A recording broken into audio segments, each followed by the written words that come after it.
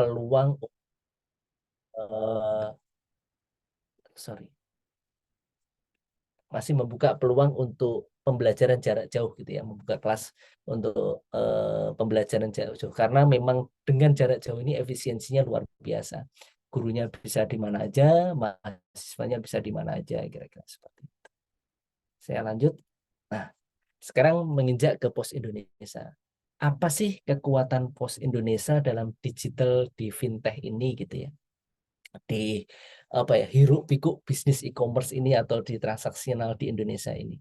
Jadi kita ini BUMN, Badan Usaha Milik Negara, mungkin logonya di kanan atas ini ya, kita postin kita Bank Umum Milik Negara gitu. Jadi kita BUMN, kita itu punya mandat negeri. Kita ini perusahaan merah putih itu milik bangsa, kita wajib hadir di seluruh Indonesia, tak terkecuali gitu. Jadi kita ada dari Sabang sampai Merauke, maka kantor kita itu ada sekitar 4.500. 100% di semua kecamatan. Jadi mungkin teman-teman semua kalau di kecamatannya nggak ada kantor pos, aneh ini, harusnya ada semua kantor pos gitu ya. Terus kita selain kantor pos, kita juga punya agen pos, ada sekitar 13.282. Oranger itu mitra kita yang membackup dan mengirim barang. Coverage kecamatan tadi udah saya sampaikan, kita 100. Pos aja, drop point, jadi kita kerjasama dengan apa ya, pihak ketiga gitu ya, apakah bisa perorangan, apakah bisa badan usaha gitu, menjadi drop point kita untuk bisa melayani kurir dan melayani semua transaksi pos kita. Warehouse kita gudang punya 150, jadi kita kerjasama salah satunya dengan Shopee gitu ya, jadi gudang-gudangnya kita kolaborasi, jadi dimanfaatkan oleh e-commerce lain. Jaringan internasional kita punya di 228, multimoda kita ada 10.000.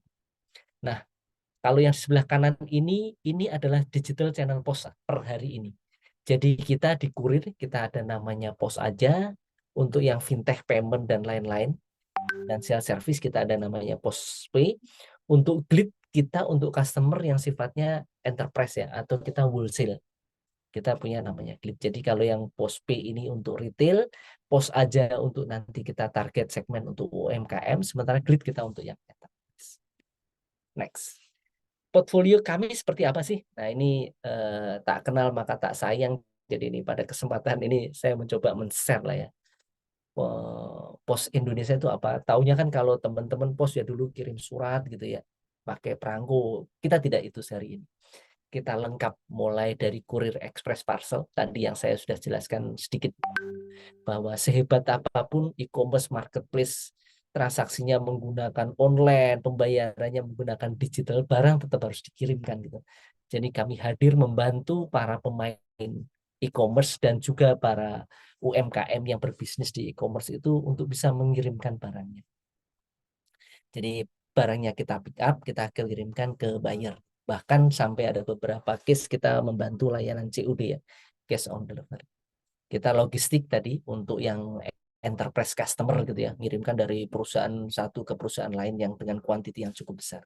Di sisi financial service kita punya namanya PosPay gitu ya. Silahkan nanti monggo teman-teman dicoba diinstal, dicoba gitu. Nanti kalau ternyata ada yang oke disampaikan, yang kurang oke juga silahkan disampaikan biar jadi perbaikan kita. Di sisi lain kita ada satu lagi, kita ada namanya properti. Jadi properti ini Pos Indonesia memiliki aset yang luar biasa yang sekarang dikelola oleh anak perusahaan kita yang namanya Pos Property. Kalau Pos Blok ya, nanti di situ juga ada co-working space gitu. Jadi teman-teman kalau yang membuat startup butuh kantor small office gitu, kita banyak di beberapa kota kita memiliki tempat co-working space yang bisa dipakai. Yang terakhir itu ancillary, jadi kita juga main di education gitu. Jadi Pos juga memiliki kampus Universitas Logistik dan Bisnis Internasional. Jadi kalau mungkin adiknya gitu ya, yang pengen belajar tentang logistik, ya itu bisa masuk di ULBI. Dan itu kita sering mengadakan beasiswa, bahkan beberapa ikatan dinas gitu ya. Jadi lulus nanti langsung bisa bekerja di Pos Indonesia. Nah, di sisi lain kalau tadi saya udah bicara tentang apa ya, udah bicara tentang portofolio. Portofolio itu kan dari sisi bisnisnya. Sementara kita itu ada untuk bisa menjalankan sebuah bisnis kita harus bertransformasi. Jadi sebuah apa ya, sebuah ciri perusahaan itu tumbuh, dia harus selalu bertransformasi, agile, ngikutin perkembangan zaman gitu. Hal yang sama juga gitu, Pos Indonesia. Kita, sorry, di slide berikut sebelumnya tadi ada kali ya. Sorry. Nah, di slide sebelumnya ini. Jadi Pos itu umurnya sudah 278. Jadi mungkin lebih lama dari bangsa Indonesia gitu ya. Jadi zaman Belanda, Pos Indonesia itu sudah ada. Nah, sampai hari ini kita ada karena apa? Karena Pos melakukan transformasi. Transformasi kita di banyak hal, bisnis kita bertransformasi, produk kita bertransformasi, yang tadinya kita fisik, kita berubah geser ke digital gitu. Proses juga gitu. Tadinya kita manual, kita menggunakan otomatisasi sekarang.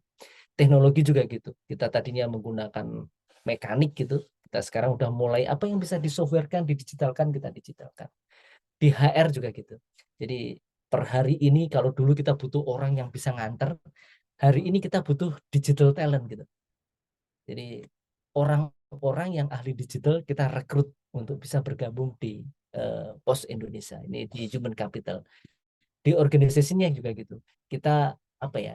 Tidak lagi mengikuti mazhab korporasi yang benar-benar kaku, tapi kita adalah korporasi yang agile gitu.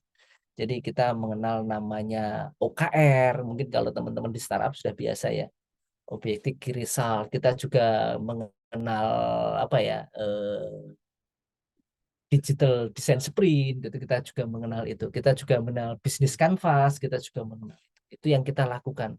Cara kita monitoring, controlling terhadap karyawan kita kayak itu.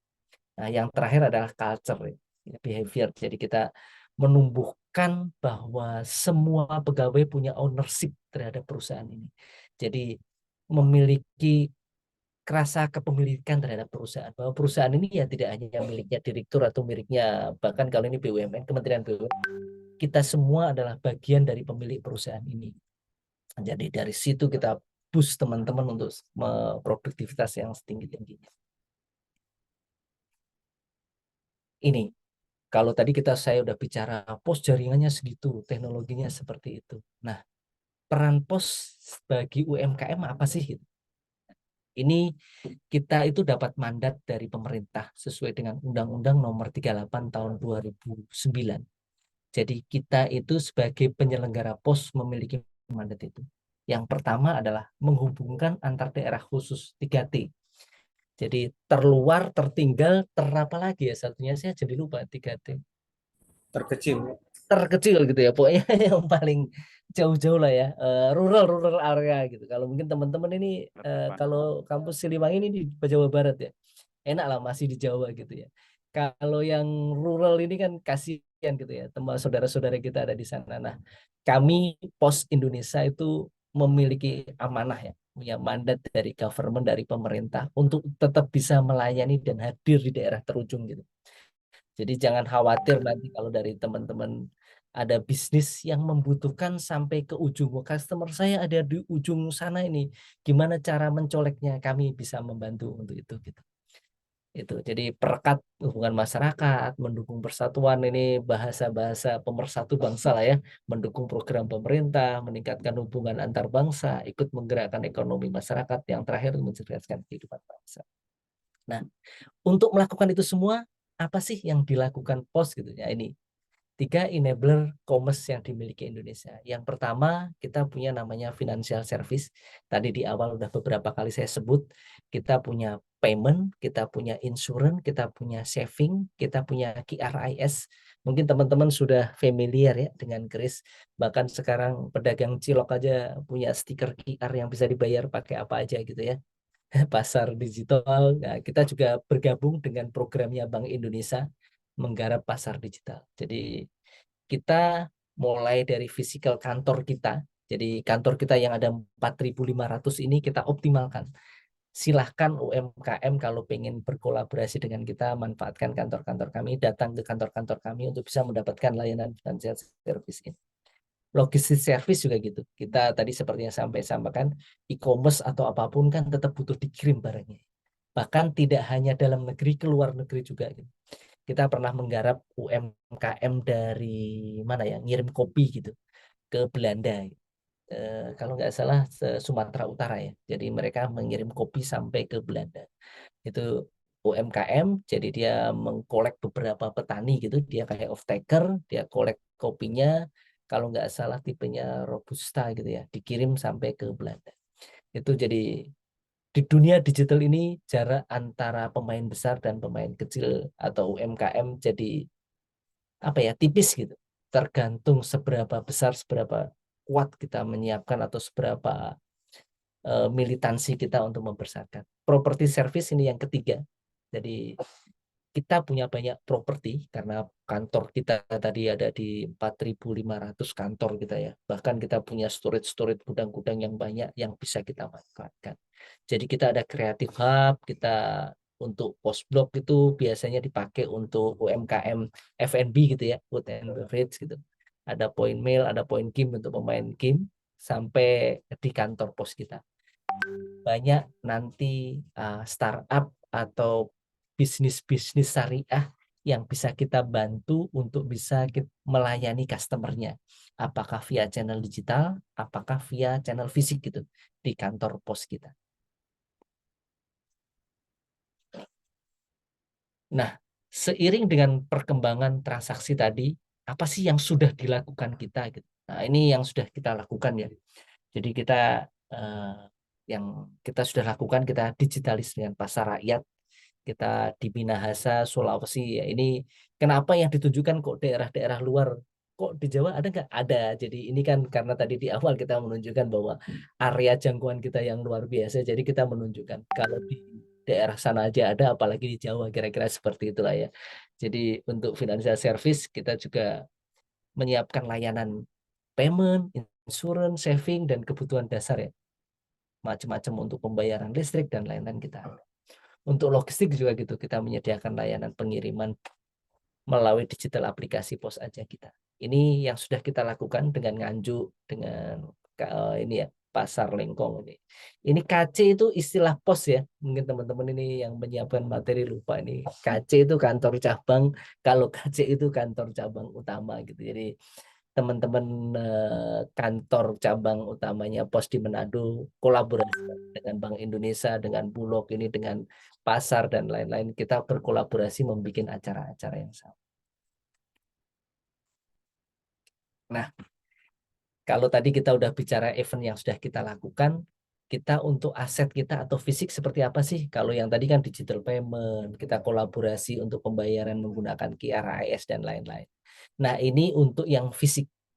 Jadi yang pertama fisik kita ada post blok tadi yang seperti saya ceritakan. Jadi ini adalah creative hub yang membuka ruang bagi para pelaku industri kreatif ya. Jadi ini kita hadir ada di Jakarta, di Medan, Bandung, dan Surabaya.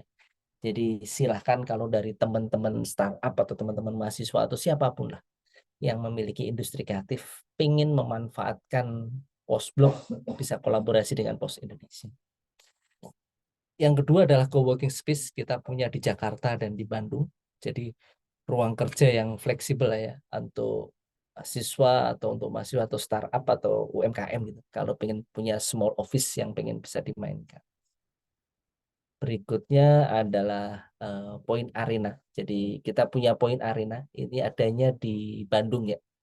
Itu bisa ada game center dan lain-lain di sana. Kalau yang suka main game atau yang punya ide yang bikin game gitu, bisa kolaborasi dengan kita.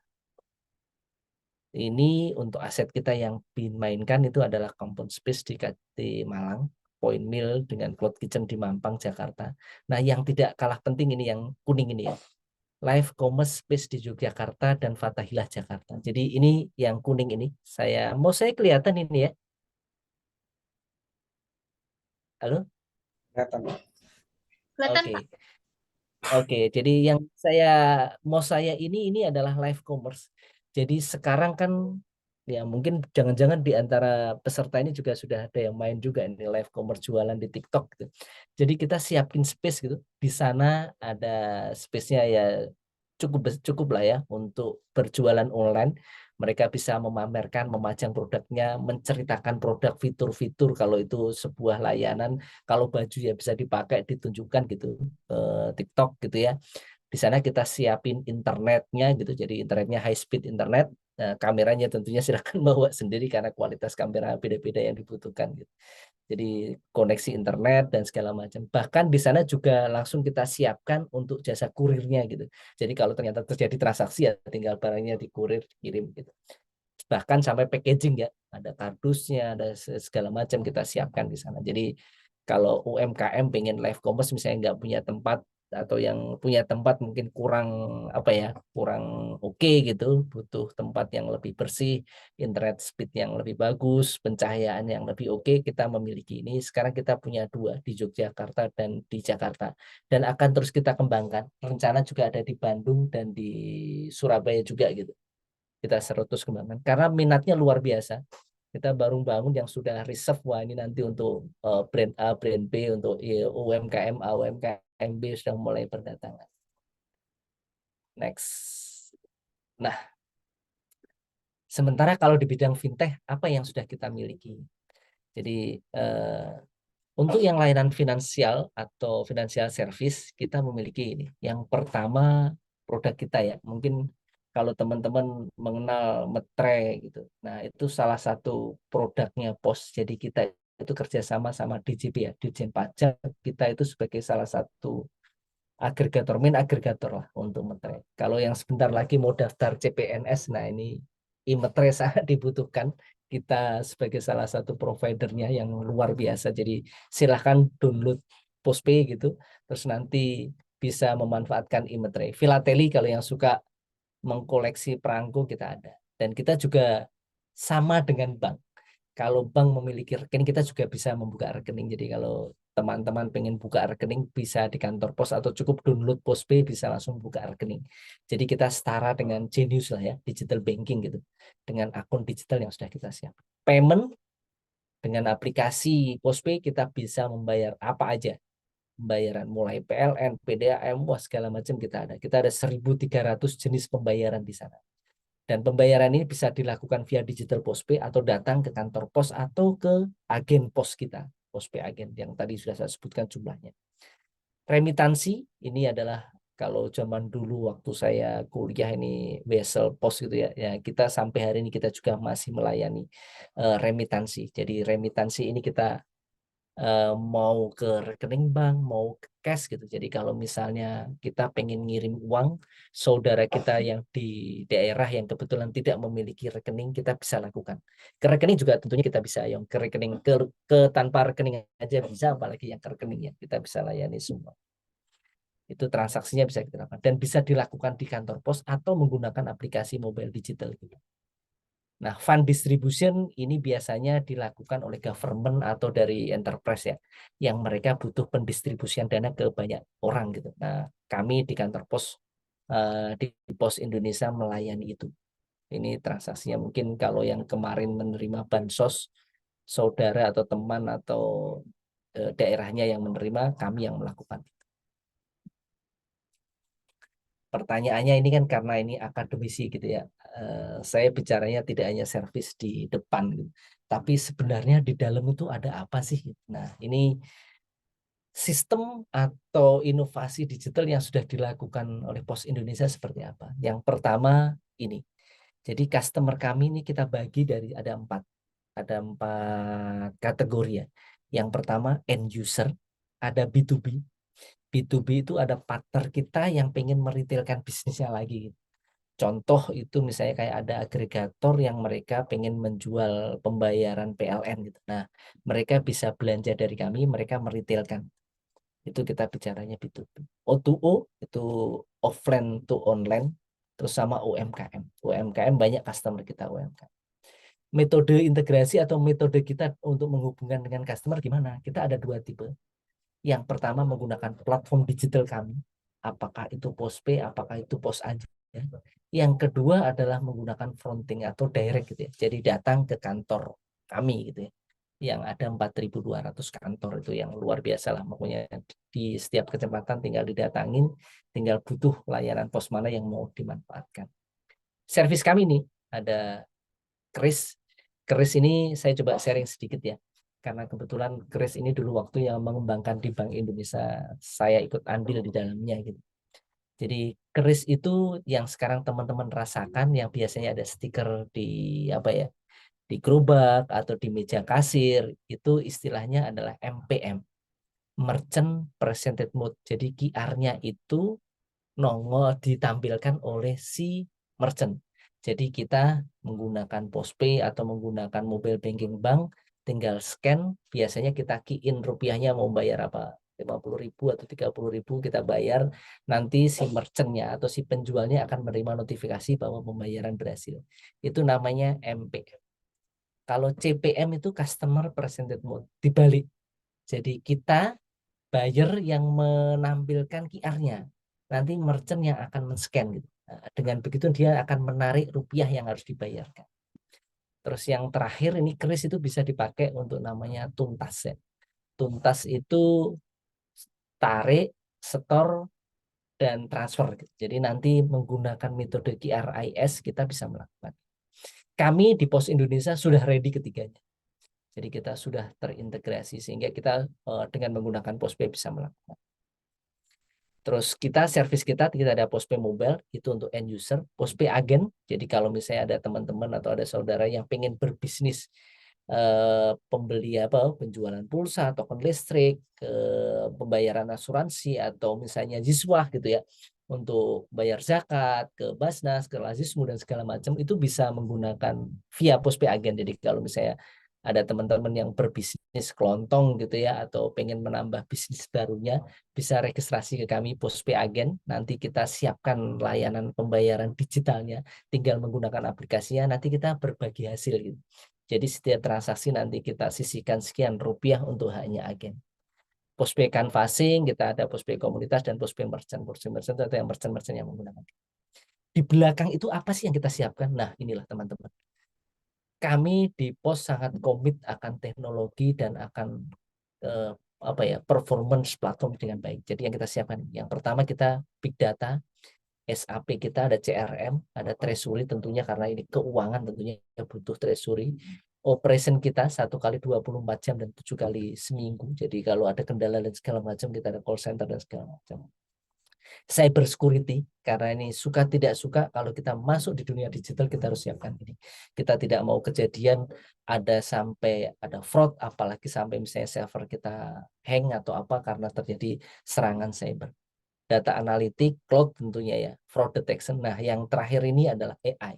Kita sekarang sudah mulai mengembangkan AI untuk prospek penyiapan bisnis-bisnis kita ke depan.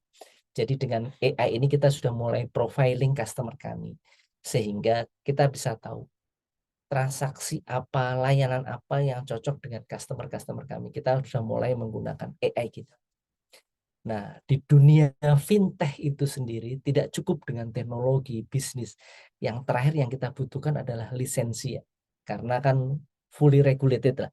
Kita ada OJK, kita ada Bank Indonesia. Kalau kita main di remitansi ada namanya PPATK, banyak lah ya.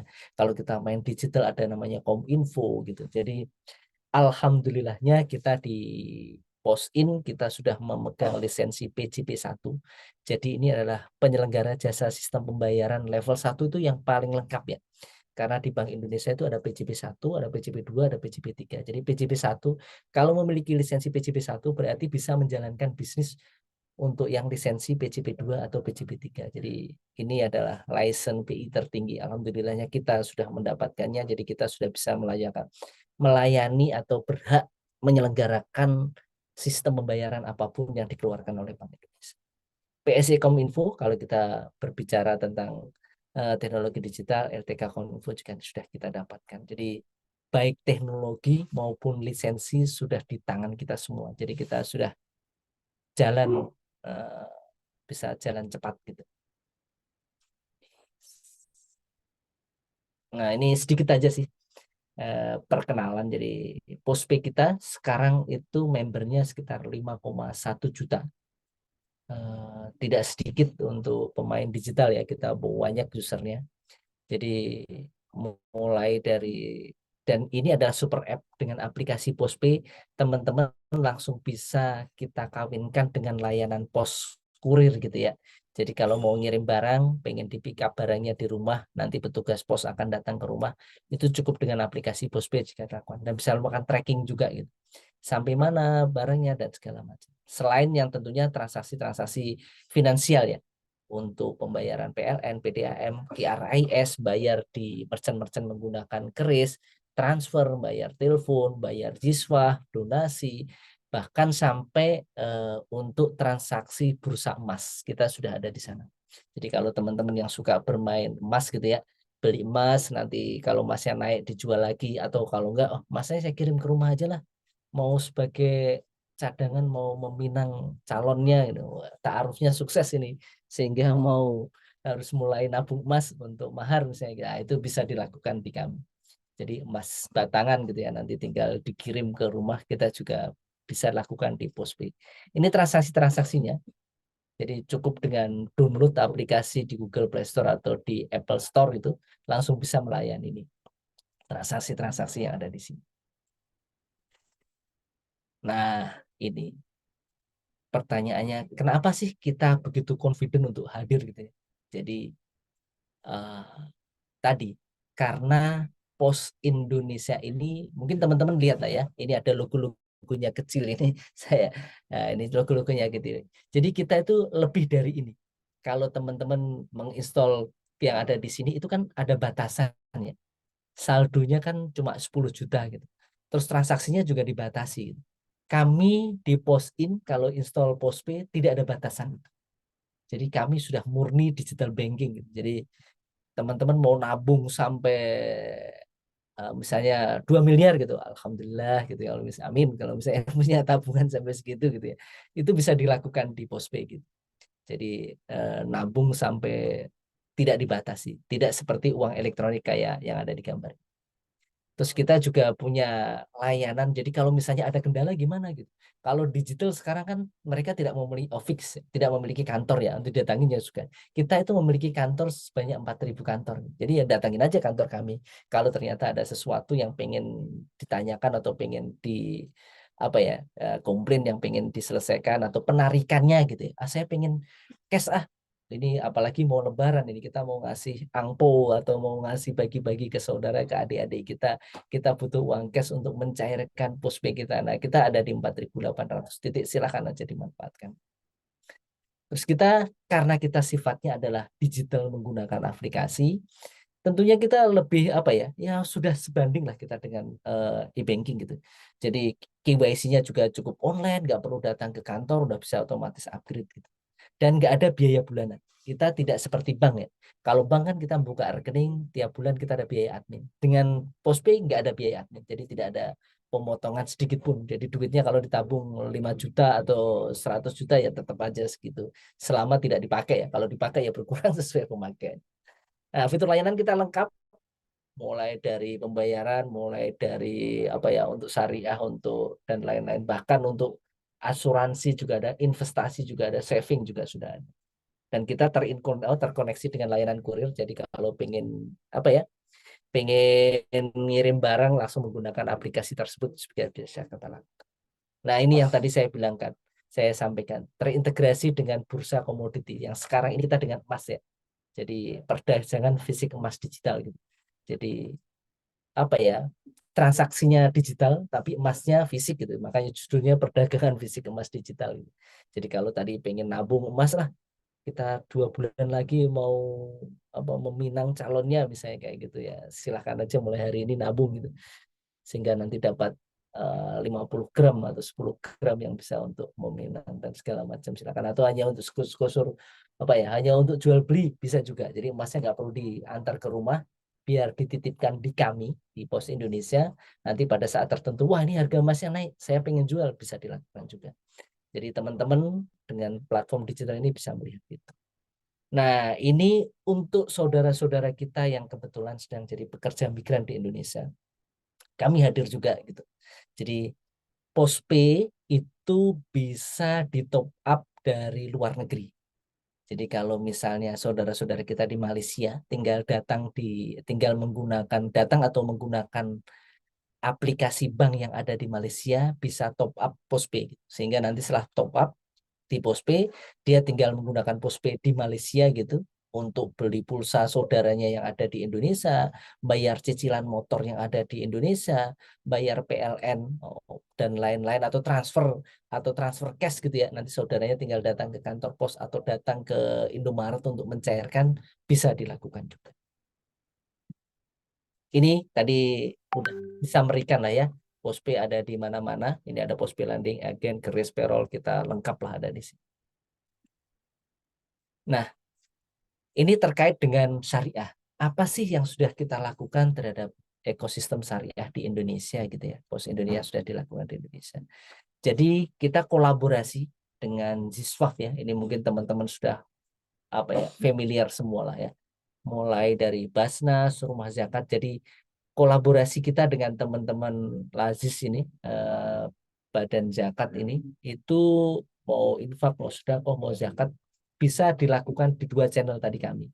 Ke kantor pos atau menggunakan channel digital kita. Jadi monggo aja kalau dari teman-teman atau dari saudara-saudara semua misalnya ada, oh kita juga pengen dong, pengen bisa menerima pendanaan, kalau pengen buka cabang kantor di seluruh Indonesia kan mahal ya, cukup berkolaborasi dengan kami di Pos Indonesia, kita bisa mainkan langsung, bisa menggrab seluruh customer kita yang ada di Indonesia. Nah ini Gade Emas, kita kolaborasi dengan teman-teman BSI. Jadi teman-teman BSI memanfaatkan kantor kami.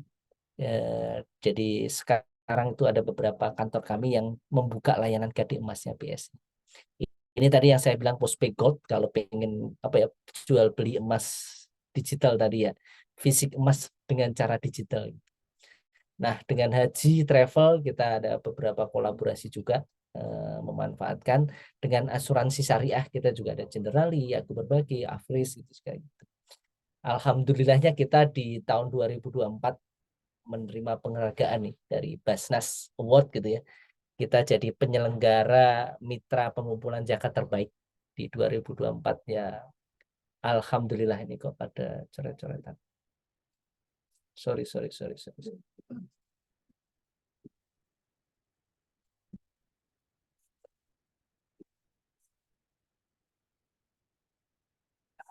Oke, saya lanjut lagi ya.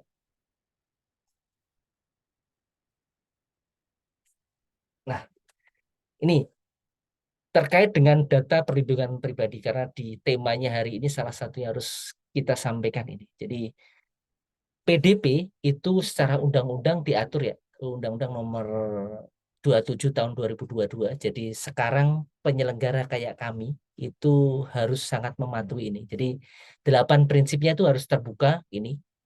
Tujuannya sah, penggunaan terbatas, keamanan, partisipasi, akurasi, dan pertanggungjawaban.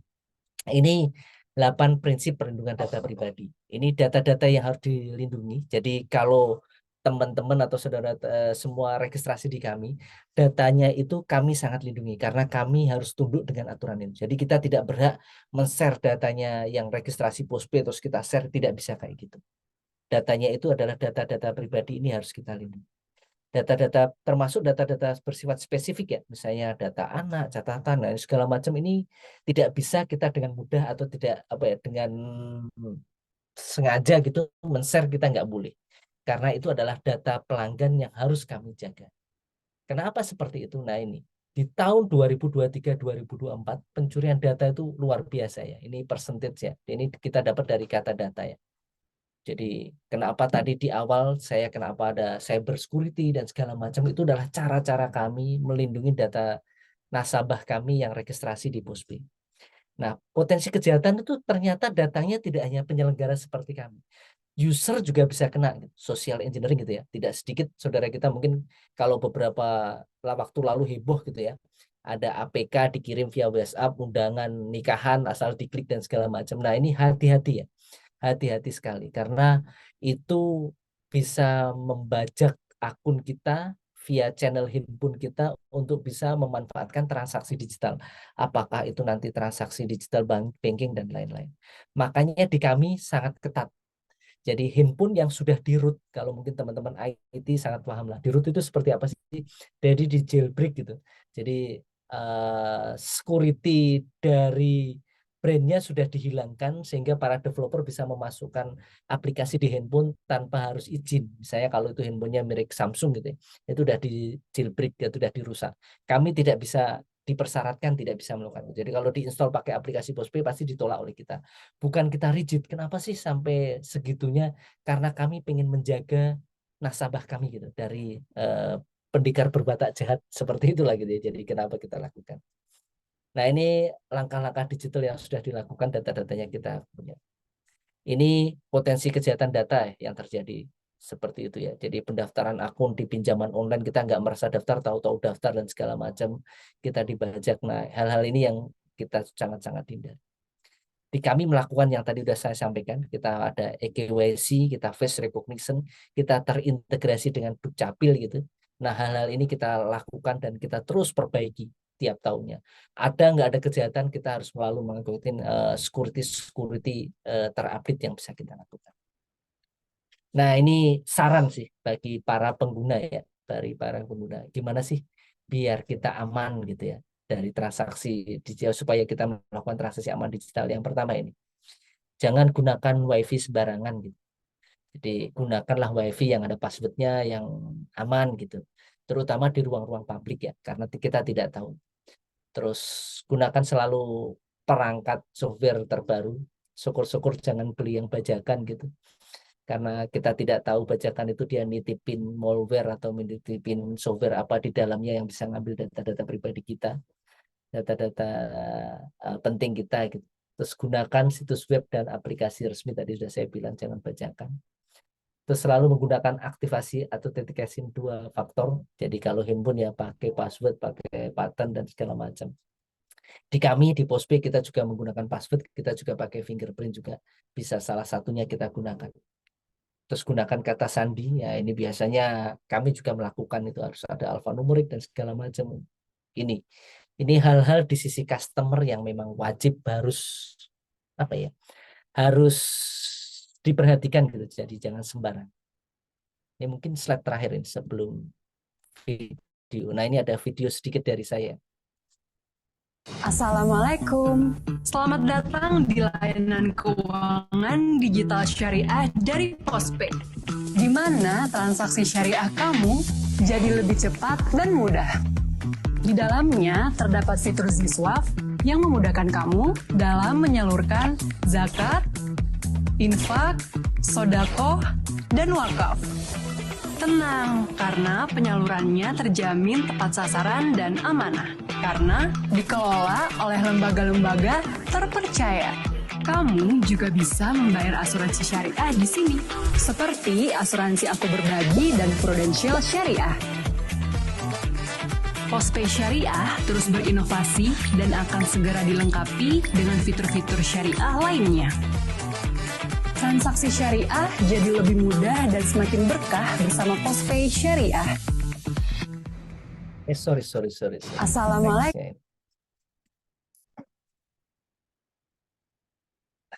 Itu dari saya, kurang lebihnya yang bisa saya sampaikan. Mungkin saya udah over nih ya waktunya ya. Mohon maaf kepada panitianya. Saya juga di chat membubuhkan nomor HP saya. Jadi kalau misalnya ada teman-teman atau yang membutuhkan kolaborasi dengan Pos Indonesia, Pak, saya punya startup yang ingin bergabung, atau saya ingin punya layanan syariah yang ingin bisa dikolaborasikan dengan Pos Indonesia, apakah itu via channel digital Postpay atau channel fisik kita di kantor pos, mangga aja silahkan dikontak. Saya share izin di chatnya Zoom ini, sudah saya sampaikan. Waktu dan tempat saya kembalikan lagi ke panitia, silakan. Baik, terima kasih banyak Pak Zuhair. Tadi paparannya sangat menarik dan cukup relate juga ya Pak ya. Jadi di Indonesia ini dengan banyaknya populasi sekarang, satu orang bisa 2 HP. HP-nya bisa berbagai aplikasi ya Pak ya, tergantung juga sama tidak hanya kebutuhan, tapi keinginan dari masyarakat juga berbeda-beda. Nah tadi juga cukup menarik Pak, jadi PT Pos ini sangat berkembang ya dari masa penjajahan sampai sekarang Indonesia merdeka gitu ya, masih tetap eksis, tentu dibarengi juga juga dengan transformasi, inovasi, dan juga antisipasi tentang beberapa hal yang mungkin dapat merusak bisnisnya. Baik, terima kasih banyak Pak Zuhair. Di sini ada beberapa pertanyaan Pak dari rekan-rekan peserta, namun terlebih dahulu saya izin untuk melanjutkan ke pemateri kedua kita. Untuk rekan-rekan bisa sambil menanyakan pertanyaannya via Q&A dan juga chat box Zoom. Baik, di sini sudah bergabung pemateri kedua kita, yakni Ibu Lina Marlina. Assalamualaikum Bu Lina. Waalaikumsalam, Adek Nanda ya. Selamat sore. Iya, sore Ibu. Ini dari kampus Ibu? Betul.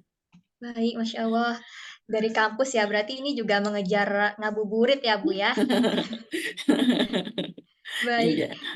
kalau gitu izinkan saya untuk membacakan profil dari Bu Lina terlebih dahulu. Boleh dibantu tampilkan untuk rekan-rekan panitia.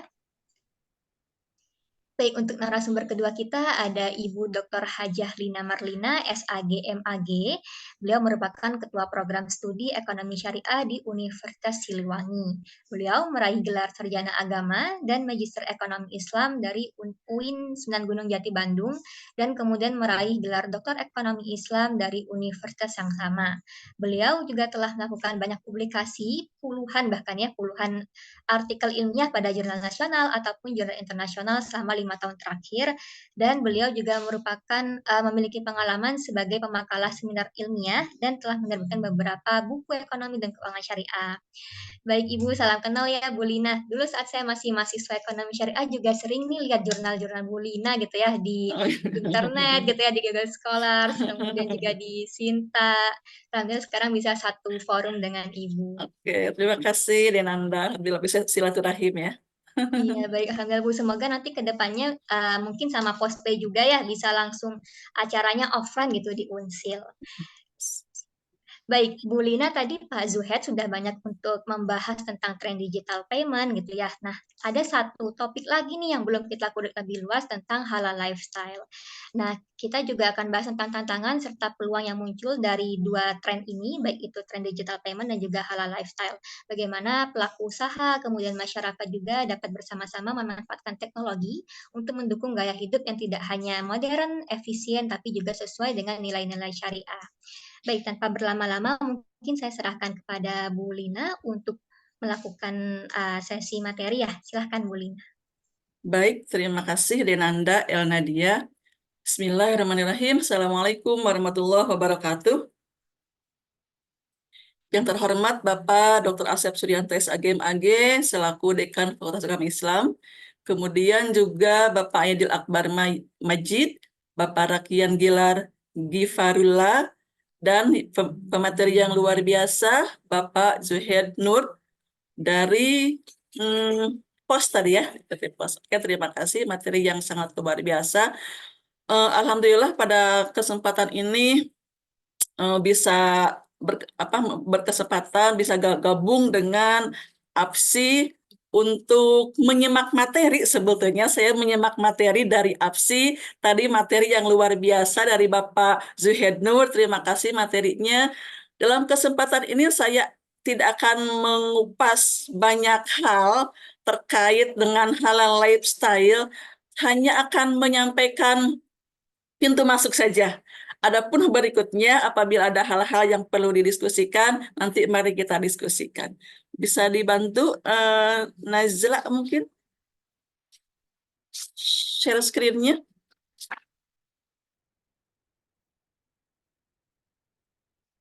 Sudah disampaikan tadi ya, PowerPoint-nya? Bentar Ibu.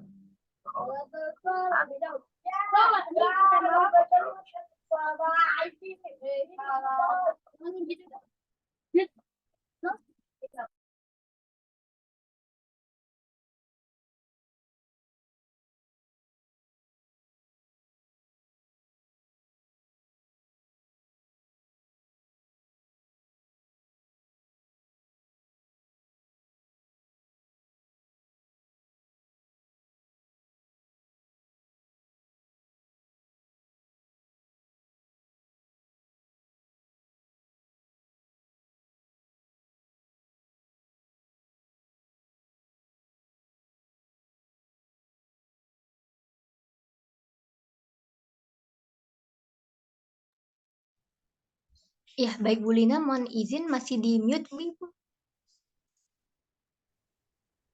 Ya, sudah. Mohon maaf.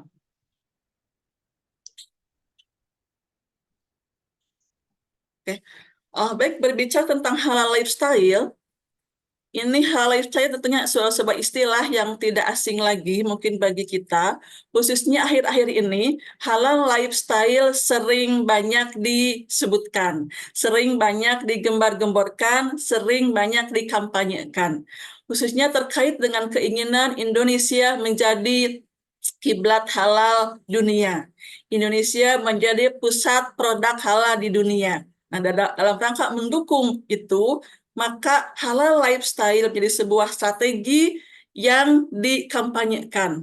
Oke, bagi seorang muslim ini tentunya sudah tidak asing lagi, kan ya? Karena gaya hidup halal itu menjadi sebuah keharusan bagi seorang muslim. Oke, semua aktivitasnya itu harus halal sesuai dengan syariat Islam. Tidak terbatas hanya kepada satu sektor saja, hanya 2 sektor, 3 sektor, tapi dari mulai aktivitas bangun tidur sampai dengan mau tidur kembali, itu gaya hidup seorang muslim itu sesungguhnya harus halal, gitu kan ya, sesuai dengan perintah yang ada dalam Al-Quran. Oke, terdapat di antaranya dalam Al-Quran surah Al-Baqarah. Oke, sini ya. Al-Baqarah ayat 168. Oke, bisa kita cermati bersama. Oke, di sini kalimat pertamanya adalah ya ayuhan nas. Oke, teman-teman bisa lihat bahwa yang diseru oleh surah Al-Baqarah ayat 2 ini adalah an-nas, sekalian manusia. Gitu kan? Bukan hanya ya ayyuhalladzina amanu, bukan hanya orang-orang yang beriman kepada Allah. Tapi yang diseru di sini adalah ya ayuhan nas, wahai sekalian manusia. Begitu kan? Ini apa artinya? Ini artinya apa yang akan disampaikan dalam surah Al-Baqarah ayat 168 ini sangat bermanfaat bagi seluruh umat manusia. Manfaatnya besar sekali, tidak hanya bagi umat Islam. Nah, apa yang ingin disampaikan di Al-Baqarah ayat 168 ini? Kulu mimma fil ardi halalan thayyiban. Makanlah yang halal dan thayyib, lagi yang halal dan baik, gitu kan? Halalan thayyiban mimma fil ardi, dari apa-apa yang terdapat di muka bumi ini. Berikutnya, wala tattabi'u khutuwati syaitan innahu lakum aduwwum mubin. Oke, janganlah kamu mengikuti langkah-langkah setan karena sesungguhnya setan itu adalah musuh yang nyata bagimu. Ini menarik untuk dipahami, gitu kan? Ini bahwa halal lifestyle itu tidak hanya cocok untuk umat Islam, gitu kan? Tapi non Muslim juga ini bagus sekali. Jadi yang non Muslim juga bagus untuk menerapkan halal lifestyle. Jadi halal lifestyle itu sifatnya tidak eksklusif, tetapi inklusif, kan seperti itu, berlaku untuk semuanya. Nah, kita lihat makna apa itu halal. Oke, halal tentunya berasal dari bahasa Arab, dia ada dalam Al-Quran, bermakna sesuatu yang boleh untuk dilakukan, boleh untuk digunakan, boleh untuk dikonsumsi menurut hukum Islam. Oke, dalam Islam ketika Al-Quran memerintahkan atau melarang sesuatu, itu pasti ada manfaatnya, begitu ya, ada manfaatnya. Dalam Islam ada yang disebut dengan maqasid syariah, tapi pasti ada maksudnya, ada tujuannya. Mengkonsumsi yang halal dan thayyiban, diantaranya ada hifdun nafs, itu akan bermanfaat bagi jiwa karena untuk menjaga ini hifdun nafs, menjaga nyawa. Juga hifdul akal, halal dan thayyiban itu akan baik untuk menjaga akal manusia.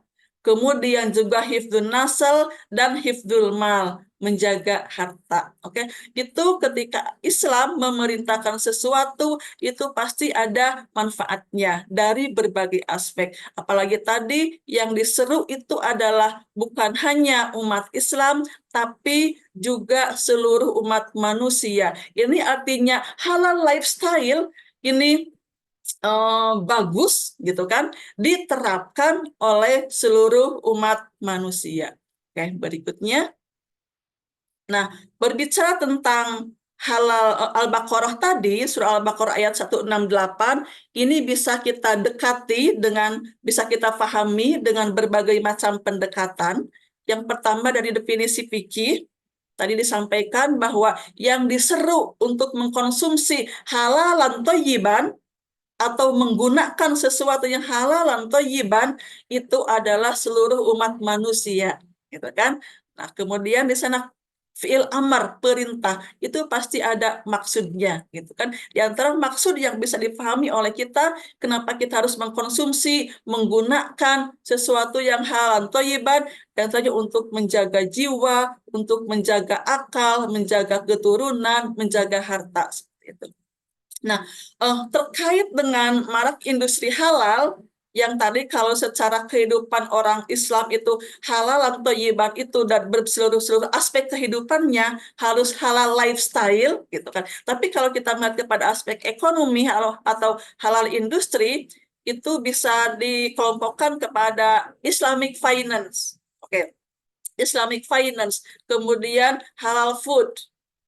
Yang pertama Islamic finance, bagaimana kita menggunakan jasa keuangan gitu kan yang menggunakan prinsip-prinsip Islam. Teknologi Islam tidak alergi dengan perkembangan atau kemajuan teknologi seperti itu. Hanya bagaimana kita menggunakan teknologi sesuai dengan prinsip-prinsip Islam. Bagaimana tidak ada maghrib, tidak ada maisir, tidak ada goror, tidak ada riba, gitu kan? Nah, silakan bagaimana dalam menggunakan fintech itu, gitu kan? Bagaimana kita pastikan bahwa dalam implementasinya tidak ada unsur-unsur itu, akadnya jelas, mungkin seperti itu ya. Nah, kemudian juga halal food.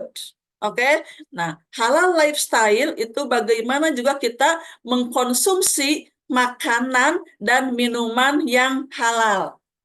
Oke. Nah, hal yang paling gampang bagi seorang konsumen untuk memastikan bahwa food atau beverage atau makanan minuman itu halal adalah diantaranya sudah ada label halalnya, kan seperti itu ya, label halal, sertifikasi halal, oke, sudah tersertifikasi halal. Nah, sertifikasi halal itu kan sudah melalui proses, oke, sudah melalui proses yang panjang, sudah keluar fatwa, keluarlah sertifikasi halal, dipasanglah label halal di kemasannya. Nah, seorang muslim yang halal lifestyle yang ketika mengkonsumsi sesuatu itu dipastikan kehalalannya, maka pertimbangkan bahwa itu dijamin kehalalannya. Di antara cara yang paling mudah adalah dilihat registrasinya, sertifikasi halalnya, label halalnya, seperti itu. Itu di bidang halal food. Kemudian juga di modest fashion. Oke. Nah, bagaimana kita menggunakan busana yang tidak mengandung unsur-unsur bahan-bahan yang dilarang, gitu kan? Seperti itu. Dan modelnya sopan. Itu diantara bentuk halal lifestyle dalam berbusana. Kemudian juga kita tidak lepas dari obat-obatan dan kosmetik. Bukan hanya perempuan yang menggunakan kosmetik, laki-laki juga sama menggunakan kosmetik. Ya kan? Alat-alat pembersih tubuh, oke? Sabun, kemudian sampo, pasta gigi, parfum pewangi dan sebagainya, itu masuk kepada kategori kosmetik. Nah, kalau kita mengusung halal lifestyle, bagaimana caranya kita menggunakan obat-obatan dan kosmetik itu yang sudah jelas kehalalannya. Maka dilihatlah label halalnya, kan seperti itu. Registrasinya, apakah sudah tersertifikasi halal atau belum. Nah, kemudian juga dalam bidang media and recreation, nantinya kemudian Muslim friendly travel yang mensupport munculnya pariwisata halal, hotel syariah gitu kan. Nah, dan sebagainya. Nah, Indonesia dalam sektor-sektor industri halal itu menurut State of the Global Islamic Economy Report tahun 2023-2024 itu untuk Islamic Finance itu ada posisi ke-7 gitu kan ya. Nah, ini mungkin bisa jadi PR untuk rekanan dari AFSI, mungkin bisa mensupport juga bagaimana caranya supaya Islamic Finance ini ranking Indonesia naik gitu kan. Sementara ini menurut Stage of the Global Islamic Economy Report 2023-2024 itu Indonesia ada pada posisi ke-7. Berbeda dengan halal food, ya kan? Dengan makanan, minuman. Indonesia dengan jumlah populasi muslim yang sekian banyak, gitu kan? Tentunya membutuhkan konsumsi makanan, minuman yang sangat banyak, yang sangat besar. Oke, nah sehingga dalam halal food Indonesia menduduki peringkat kedua, gitu kan ya? Alhamdulillah. Kemudian dalam modest fashion Indonesia menduduki peringkat ketiga.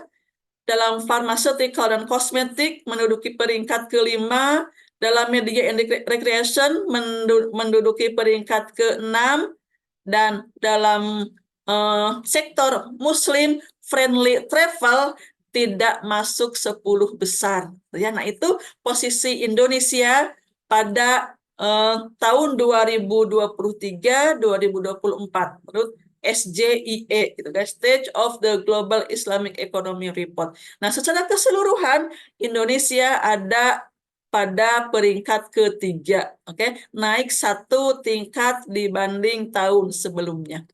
Nah, demikian sebagai pintu masuk saja. Intinya ketika halal lifestyle bagi seorang muslim tentunya dalam semua aspeknya itu harus sesuai dengan ajaran Islam, tapi kalau diklasifikasikan kepada sektor-sektor dalam Islamic Economy Report Global Islamic Economy Global Report itu seperti itu.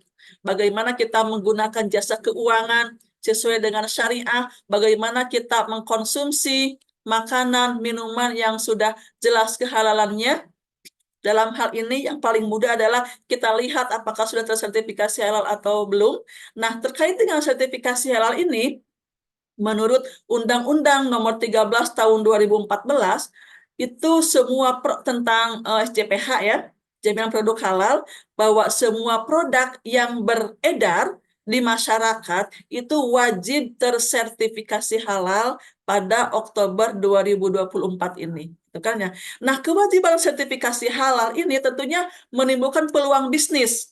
Kebutuhan umat muslim mengkonsumsi semua yang halal, baik itu makanan, minuman, finance, fashion, dan sebagainya, ini akan tentunya menimbulkan peluang bisnis.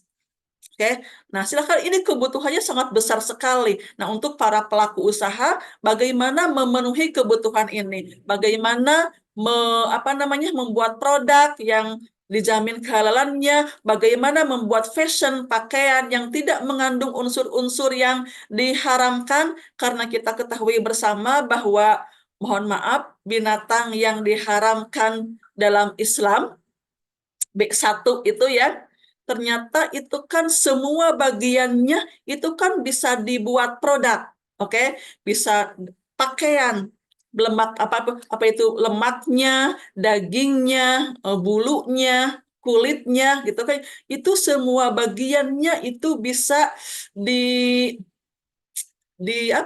dimasukkan kepada sesuatu yang dibutuhkan oleh manusia, enggak hanya makanan, tapi barang gunaan, gitu kan. Konon bulunya, gitu kan, itu bisa dibuat untuk koas, gitu ya. Ini kaum perempuan sering menggunakan koas, dan juga untuk cat juga kan sama, itu menggunakan. Nah, ini banyak produk yang terbuat dari bulu binatang B1 itu, gitu kan, yang dalam Islam diharamkan. Nah, pengetahuan kita terkait dengan produk apa saja yang mengandung B1 itu menjadi sebuah keharusan, oke? Baik, demikian saja sebagai pintu masuk mungkin dari saya. Kalau ada hal-hal bahan diskusi, nanti mari kita diskusikan bersama-sama. Demikian Denanda Elnadia yang bisa saya sampaikan. Mohon maaf atas segala hal kekurangan. Assalamualaikum warahmatullahi wabarakatuh. Waalaikumsalam warahmatullahi wabarakatuh. Baik, terima kasih banyak Bu Lina atas tadi pemaparan materinya. Cukup singkat namun tadi padat juga ya Bu ya. Jadi teman-teman kalau ini nantinya tetap ikut yang halal lifestyle, tentu untuk yang food gitu ya, makanan, lihat dulu sertifikasi halal dan label halalnya. Kemudian juga tidak untuk yang di financial, tentu dilihat apakah transaksinya tidak mengandung gharar, maisir ataupun riba, dan juga menjadi PR kita bersama ya bagaimana caranya menaikkan tingkat Indonesia di kancah internasional. Baik, saya izin mengundang kembali juga Pak Zuhed untuk bergabung di sesi tanya jawab kita. Baik, di sini ada beberapa pertanyaan yang mungkin sudah dijawab oleh Pak Zuhed. Oh, baik. Pak Zuhed izin live terlebih dahulu ya? Atau masih ada di room? Baik, mungkin ini ada beberapa pertanyaan ke Bu Lina juga, Bu, di fitur Q&A. Baik, kira-kira Bu Lina, bagaimana caranya kita sebagai mahasiswa untuk melihat dan juga memilih layanan digital payment yang didasari oleh tren halal lifestyle? Silahkan Bu Lina. Oh, digital payment nampaknya itu wilayahnya Pak Zuhed Oh, ya. baik Pak Zuhed Oke. ya. Tapi mungkin yang paling bisa ini kita ada listnya mungkin di OJK enggak ya? Bahwa layanan itu sah misalkan ya atau diizinkan seperti itu. Tapi nampaknya ini mah wilayahnya Pak Zuhed deh untuk digital Baik, payment ini. baik sebentar mungkin ya Pak Zuhed sudah live ya Enggak, berarti. masih ada saya. Gimana Oh, apa yang bisa saya? baik Pak Zuhed, sebentar Udah saya hampir live cek aja lagi saya ini. pertanyaannya. Iya. Gimana silakan? Iya. Iya nih Pak, ini mungkin sudah teman-teman juga buru-buru ya karena sudah mau masuk waktu maghrib. Jadi mungkin satu pertanyaan untuk Pak Zuhed, satu pertanyaan untuk Bu Lina. Yang tadi Pak Zuhed pertanyaannya bagaimana cara mahasiswa untuk memilih layanan digital payment yang sesuai dengan tren halal lifestyle dan bagaimana kira-kira memastikan transaksinya sesuai dengan prinsip syariah. Silakan Pak Zuhed. Oh, oke. Yang pertama ya. Jadi sebenarnya untuk layanan yang modelnya syariah. Jadi kan di MUI itu sudah ada partner-partner atau di halal ya di webnya halal itu sudah ada startup atau layanan-layanan apa yang sudah direkomendasikan atau sudah mendapatkan izin halalnya gitu ya. Contoh itu kalau kita ini bagi teman-teman yang suka main saham itu kan sudah ada saham syariah gitu, bahkan sudah ada perusahaan-perusahaan mana sih yang masuk kategori syariah sehingga kita beli sahamnya jadi lebih apa ya, paling tidak kehalalannya terjamin, itu ada. Begitu juga untuk layanan-layanan kayak kami tadi di Pos Indonesia gitu ya, di Postpay kita juga berkolaborasi dengan mitra-mitra yang memang menyediakan layanan halal. Tadi ada asuransi, kita juga sebutkan sebenarnya di kami di Pos Indonesia tidak hanya yang tadi saya sebutkan, kan tadi ada Generali gitu ya, yang mereka memang memiliki asuransi halal. Sebenarnya di kami juga ada mitra-mitra kami yang menjual asuransi yang quote and quote kehalalnya tidak terjamin lah, kira-kira seperti itu, atau yang dapat izin atau dapat fatwa halal dari MUI belum dapat itu, sehingga kami juga tidak secara clear menyampaikan ke customer kami bahwa ini tidak kategori syariah atau tidak kategori halal gitu ya. Itu yang bisa kami lakukan. Jadi biasanya kalau ada mitra kami atau partner kami yang menjual produk, kalau dia mendeklarasi bahwa dia ini adalah produk syariah, tentunya kita harus menanyakan ke mereka mana bukti dari lembaga yang memang bisa mensertifikasi bahwa produk dia halal. Itu yang kami lakukan.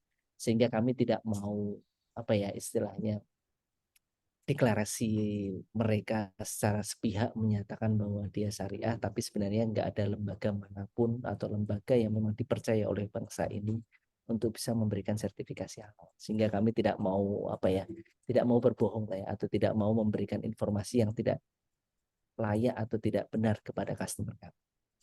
Itu mungkin Mbak Nada.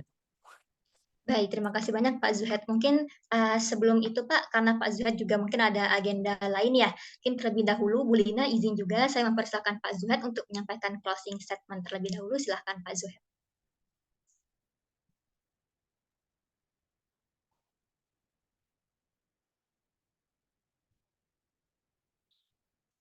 Ya, boleh silahkan Pak Zuhaid untuk closing statement-nya. Masih di... Ya, terima kasih nih atas waktunya, kolaborasinya bersama teman kita ya dari Pos Indonesia. Tadi hadir dari Pos Indonesia sebenarnya tidak hanya kami nih, ada Pak Zen juga hadir gitu.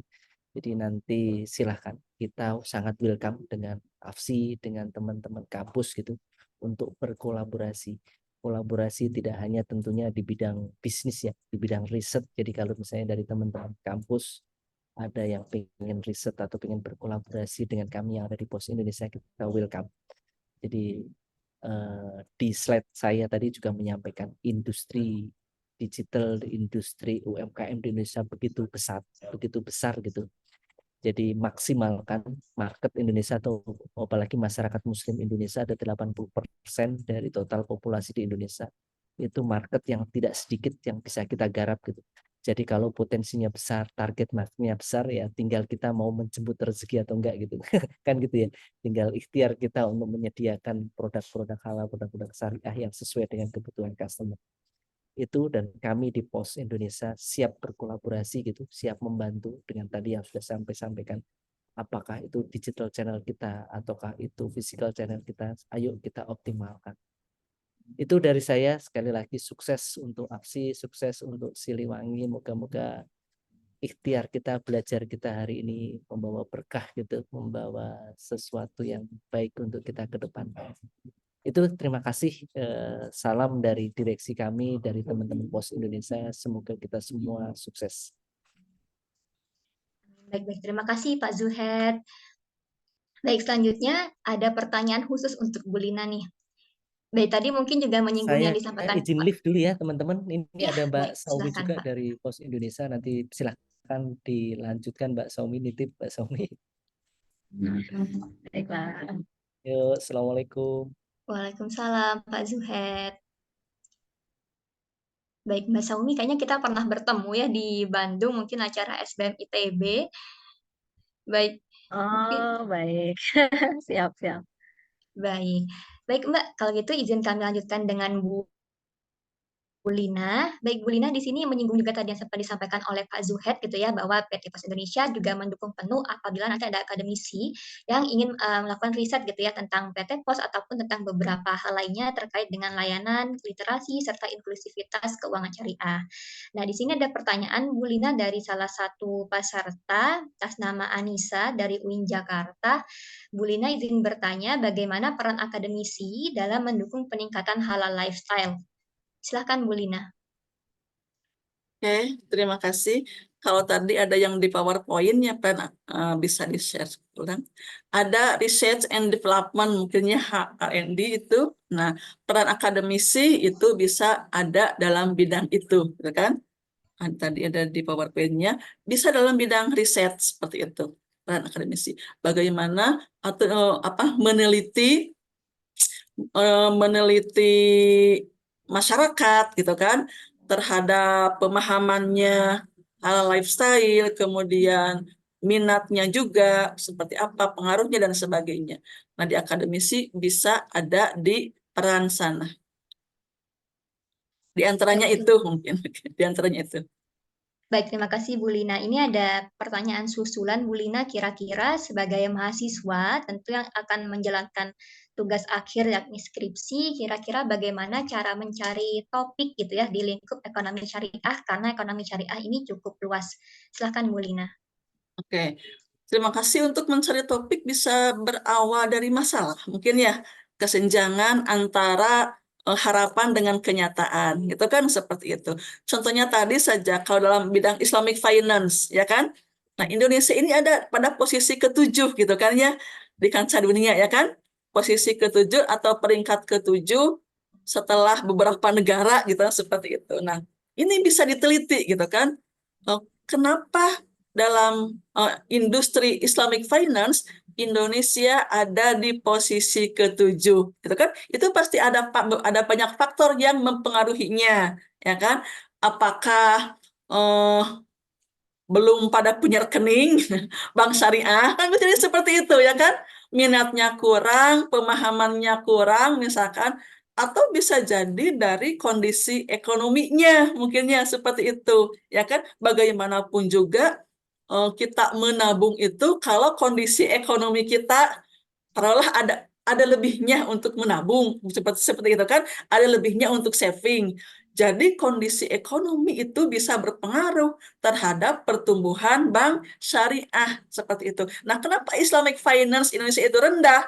Bisa jadi kondisi ekonominya kurang sejahtera, kan seperti itu, ya kan? Nah, yang pertumbuhan ekonomi Indonesia tinggi itu kan hanya beberapa orang saja ya. Beberapa orang saja gitu kan yang have gitu kan. Sementara yang lainnya belum gitu.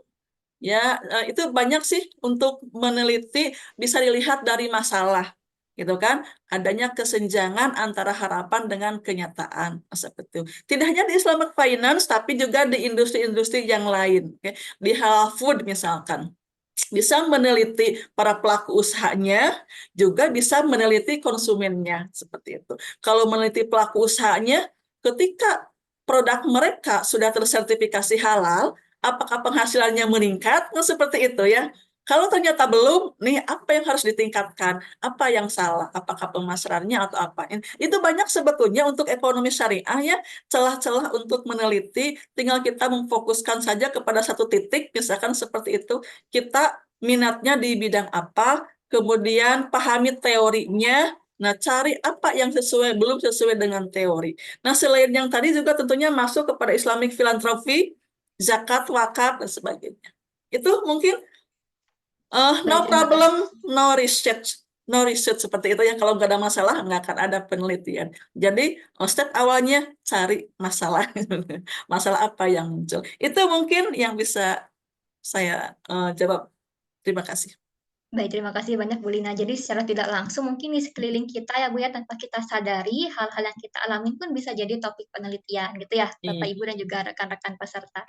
Baik, mungkin untuk menutup sesi saya persilahkan Bu Lina untuk menyampaikan closing statement-nya Bu, dipersilahkan. Oke. Halal lifestyle bukan hanya tentang memilih produk layanan yang sesuai dengan prinsip halal, tapi juga tentang menjalani kehidupan sehari-hari dengan kesadaran akan nilai-nilai agama dalam segala aspek. Itu aja mungkin. Terima Baik, terima kasih. kasih banyak Bu Lina. Baik Bapak Ibu dan juga rekan-rekan, mungkin saya izin menyimpulkan diskusi kita pada sore hari ini yang berjudul Tren Digital Payment dan juga Halal Lifestyle. Nah, dari ada beberapa poin Bapak Ibu. Yang pertama, tentu kita tidak dapat memungkiri juga bahwa tren pembayaran digital saat ini telah mengubah cara kita untuk bertransaksi karena sangat menawarkan kemudahan, kemudian kecepatan dan juga efisiensi. Dan di sisi lain, kesadaran akan gaya hidup halal tentu juga semakin meningkat. Jadi tidak hanya terbatas pada makanan tadi seperti kata Bu Lina, tapi juga meluas ke beberapa aspek kehidupan lain, termasuk keuangan dan transaksi. Jadi kita telah menilai juga banyaknya kedua tren ini cukup berkembang pesat dan juga tidak terpisah satu sama lain. Jadi saling ada irisannya antara digital payment dan juga halal lifestyle. Baik Bapak Ibu dan juga rekan-rekan, mungkin sekian untuk webinar kita pada sore hari ini. Saya kembalikan lagi kepada Mbak Najla selaku MC. Silakan Mbak Najla. Terima kasih kepada narasumber yang telah memaparkan materi. Semoga ilmu yang diberikan dapat bermanfaat bagi kita semua. Seluruh peserta diharapkan dapat mengakses link presensi yang terlihat di layar dan di kolom chat Zoom. E-sertifikat akan dikirim H+7 melalui email yang didaftarkan.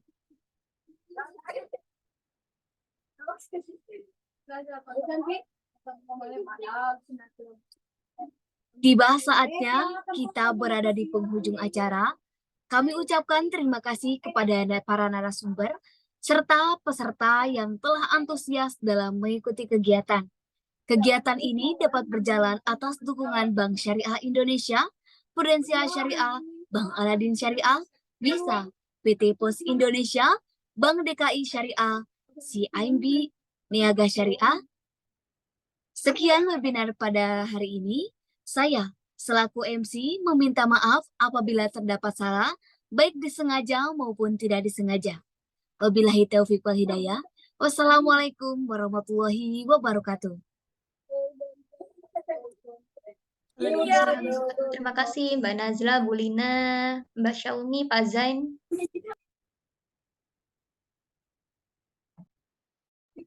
Sama-sama Ibu.